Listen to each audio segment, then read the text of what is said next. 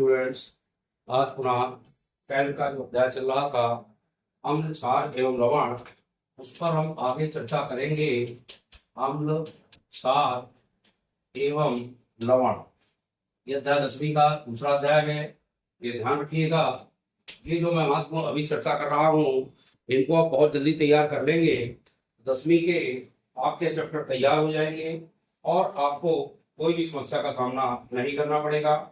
सबसे पहले एक महत्वपूर्ण क्वेश्चन जो आता है और जो इस साल के लिए बहुत महत्वपूर्ण है, पीतल, मैं लिख रहा हूँ क्वेश्चन यहाँ पे, पीतल एवं तांबे के बर्तनों में, तांबे के बर्तनों में दही एवं खट्टे पदार्थ नहीं रखना चाहिए, क्यों नहीं रखना चाहिए, क्यों, कारण सहित लिखिए। ये बहुत महत्वपूर्ण क्वेश्चन है और ये परीक्षा में अक्सर पूछा जाता है और इस साल आने की उम्मीद भी है। पीतल एवं तांबे के बर्तनों को, तो तांबा होता है Cu, क्या होता है, Cu होता है, और पीतल आपकी एक मिश्र धातु है। तो पीतल एवं तांबे के बर्तनों में दही एवं खट्टे पदार्थ क्यों नहीं रखना चाहिए। तो ये सबसे पहली महत्वपूर्ण चीज है कि दही और जो खट्टे पदार्थ होते हैं ये अम्ल होते हैं। क्या होते हैं, अम्ल। हमने आपको कल बताया था परसों, अम्ल और क्षार में अंतर। अम्ल खट्टे होते हैं जबकि क्षार कैसे होते हैं, कसैले, कड़वे एवं तीखे होते हैं। तो ये आपको लिखना पड़ेगा, दही एवं खट्टे पदार्थ अम्ल होते हैं। क्या लिखेंगे, दही एवं खट्टे पदार्थों में अम्ल पाया जाता है, या दही एवं खट्टे पदार्थों में अम्ल होते हैं। ये पीतल से अभिक्रिया करके जिंक एवं कॉपर तथा तांबे से क्रिया करके कॉपर के लवण बनाते हैं। यदि ये कॉपर से क्रिया करेंगे, चाहे वो दही हो चाहे खट्टे पदार्थ हो, कॉपर से क्रिया करके कॉपर के लवण बना देते हैं। क्या बना देते हैं, जैसे ये कॉपर से क्रिया करेंगे तो लवण बनाएंगे। लिखना पड़ेगा, दही और खट्टे पदार्थ कॉपर से क्रिया करके कॉपर के लवण बनाते हैं, और जो हमारे कॉपर के लवण होते हैं वो हानिकारक या विषाक्त होते हैं। विषाक्त माने जहरीले, विषाक्त माने जहरीले होते हैं, विषाक्त होते हैं। और जब ये पीतल और कॉपर से क्रिया करते हैं तो क्रिया करके, चूंकि पीतल में क्या होता है, कॉपर और जिंक होता है। क्या होता है, कॉपर और जिंक। पीतल एक मिश्र धातु है। मिश्र धातु क्या कहलाती है, मिश्र धातुएं वो होती हैं जो धातु एवं धातु तथा धातु या अधातु से मिलकर बनती हैं, जो निश्चित मात्रा में होते हैं, वो सभी मिश्र धातुएं कहलाती हैं। और ये मिश्र धातुएं आपके उदाहरण, चाहे पीतल ले लीजिए, चाहे स्टेनलेस स्टील ले लीजिए, चाहे स्टील ले लीजिए, चाहे ड्यूरेलियम ले लीजिए, ये बहुत सारी मिश्र धातुएं होती हैं। इन मिश्र धातुओं के अंतर्गत एक पीतल भी है। तो पीतल एवं तांबे के बर्तनों में दही एवं खट्टे पदार्थ नहीं रखना चाहिए। आखिर क्यों, तो हमें लिखना पड़ेगा, दही एवं खट्टे पदार्थों में अम्ल होता है, यह इनमें अम्ल पाया जाता है। पीतल जो होती है उसमें कॉपर और जिंक होता है, तो कॉपर एवं जिंक के साथ करके ये कॉपर एवं जिंक के लवण बनाते हैं। क्या बनाते हैं, लवण बना लेते हैं। लवण बने होता है, समझ गए ना, जैसे कॉपर का लवण बनेगा, चाहे जिंक का लवण बनेगा, ये लवण के रूप में बनते हैं। और ये जो लवण होते हैं वो विषाक्त एवं हानिकारक होते हैं। इसीलिए हमें पीतल एवं तांबे के बर्तनों में दही एवं खट्टे पदार्थ नहीं रखना चाहिए। ये आपको लिखना पड़ेगा और बहुत ही इम्पोर्टेंट क्वेश्चन है। ये आप बहुत अच्छे से देख लीजिए और इस क्वेश्चन को मेरा नोट भी कर लीजिए। सभी लोग नोट कर ले, ये आपका एक महत्वपूर्ण क्वेश्चन है, जो पीतल एवं तांबे के बर्तनों में दही एवं खट्टे पदार्थ नहीं रखना चाहिए, आखिर क्यों। अब मैं आगे चलता हूँ। एक मैंने बताया था पीएच स्केल, इसकी परिभाषा भी मैं परसों बता गया था, इसको फिर देख लीजिए। किसी विलयन में उपस्थित, इसको नोट कर लें, किसी विलयन में उपस्थित हाइड्रोजन आयन की सांद्रता ज्ञात करने के लिए एक स्केल विकसित किया गया था जिसका नाम है पीएच स्केल। आप लिख लीजिए, किसी विलयन में उपस्थित हाइड्रोजन आयन की सांद्रता को ज्ञात करने के लिए एक स्केल विकसित किया गया जिसे हम क्या कहते हैं, पीएच स्केल कहते हैं। ये आप नोट कर लें, ये बहुत इंपॉर्टेंट क्वेश्चन है और ये परीक्षा में पूछा भी जाता है। 1 नंबर पे भी आ सकता है और ये 2 नंबर पे भी आ सकता है, किसी भी रूप में आए इसको आप बहुत अच्छे से लिख सकते हैं। लेकिन जब आप नोट करेंगे तभी इनको लिख सकते हैं, यदि आप नोट नहीं करें तो आपको दिक्कत होगी। एक क्वेश्चन आता है अम्लीय वर्षा क्या है, इस साल आया था क्वेश्चन, जब इस वर्ष आ गया है तो अगले वर्ष के लिए ये इंपॉर्टेंट नहीं है, लेकिन फिर भी आपको पता होना चाहिए। पिछले वर्ष कुछ इस साल आपका 26 में क्वेश्चन आया था, हो सकता है अफगानिस्तान में पूछ ले, तो आपको ध्यान रखना है। तो वर्षा के जल का पीएच मान जो होता है 5.6 से जब कम होता है, 5.6 से कम। मैंने आपको बताया था यदि 1 से 6 तक मान आते हैं तो ये क्या होते हैं, विलयन अम्लीय होते हैं। 7 में यदि आ जाए तो वो उदासीन होता है और 8 से 14 के बीच आते हैं तो विलयन क्षारीय होते हैं। तो हमें लिखना पड़ेगा वर्षा के जल का पीएच मान जब 5.6 से कम होता है तो इसे अम्लीय वर्षा कहते हैं।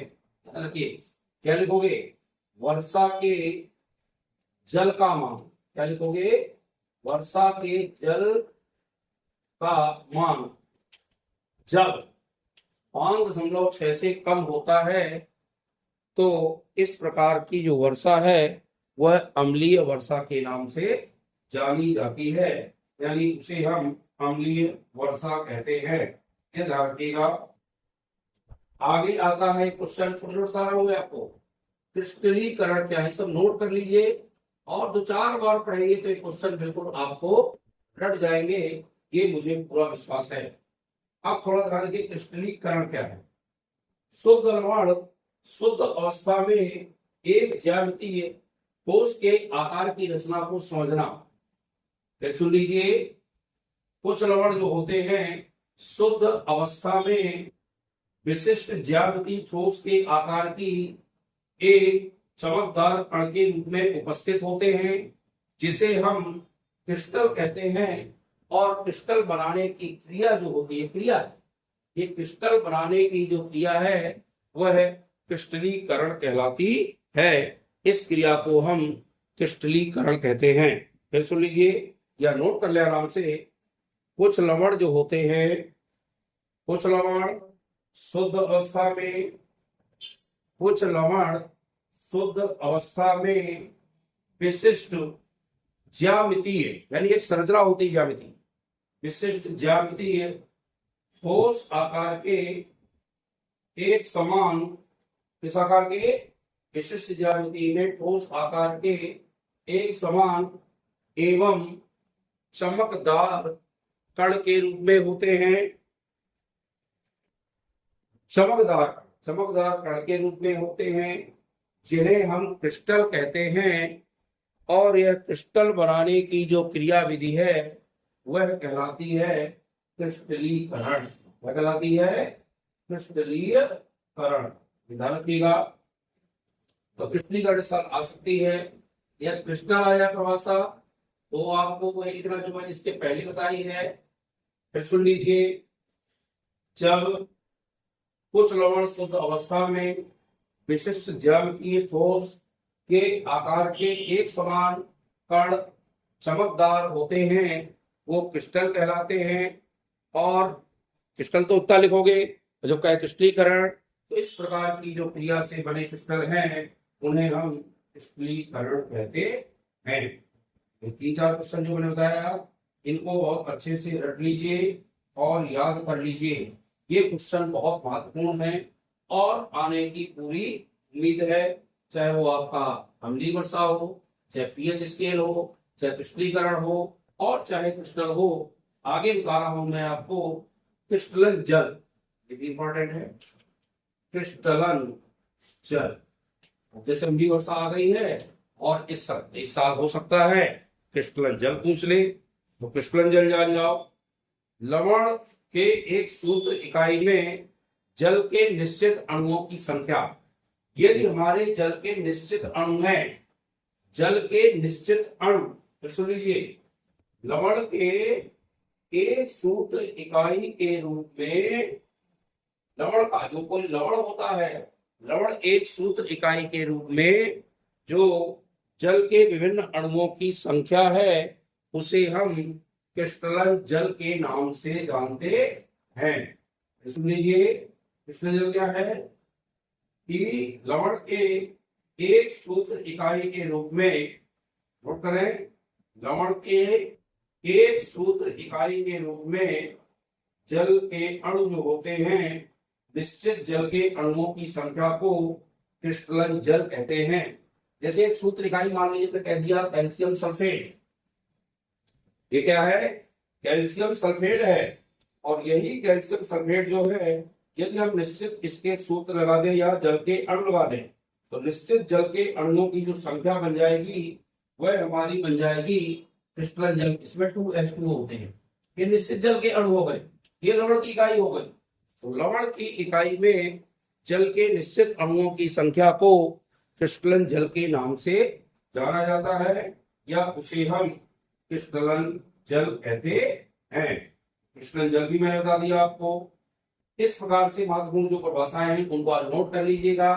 अब मैं बता रहा हूं आपको तनुकरण, तनुकरण सब नोट लीजिएगा परिभाषाएं, और बताइएगा कल मुझको कमेंट में लिखा है कि सर कंफर्म हो गई कि नहीं हो गई। अब तनुकरण जाने, जल में अम्ल एवं क्षारक के मिलाने में, जल में क्या मिलाएंगे, अम्ल या क्षारक मिलाएंगे, तो मिलाने में विलयन में जो हाइड्रोनियम आयन है अथवा हाइड्रोक्सल आयन की सांद्रता क्या हो जाती है, कम होती है। हाइड्रोनियम आयन क्या होता है, H3O, और हाइड्रोक्सल आयन क्या होता है, OH माइनस का आयन। नोट करें, H3O प्लस का आयन जो होता है वो कहलाता है हाइड्रोनियम आयन, और OH जो माइनस का आयन है वो कहलाता है हाइड्रोक्सल आयन। क्या कहलाएगा, हाइड्रोक्सल आयन। लिखिए, जल में अम्ल या क्षारक मिलाने से, जल में अम्ल या क्षारक मिलाने से विलयन में, जल में अम्ल या क्षारक मिलाने में जो विलयन में हाइड्रोनियम या हाइड्रोक्सल आयन की जो सांद्रता है वह कम हो जाती है। हाइड्रोक्सल एवं हाइड्रोनियम आयन की सांद्रता कम हो जाती है, इस क्रिया को तनुकरण कहते हैं। क्या कहते हैं, तनुकरण। नोट कर लिया होगा सबने, जल में अम्ल या क्षारक मिलाने से विलयन में हाइड्रोनियम व हाइड्रोक्सल आयन की सांद्रता में कमी हो जाती है, इस प्रक्रिया को क्या कहते हैं, तनुकरण कहते हैं। क्या कहते हैं, तनुकरण। एक परिभाषा आज और बता दूं, छोटी छोटी परिभाषाएं थी, कल से इसके लॉन्ग क्वेश्चन शुरू करेंगे। अगली परिभाषा आती है गंधीय सूचक, इसको भी इंपॉर्टेंट करते हैं।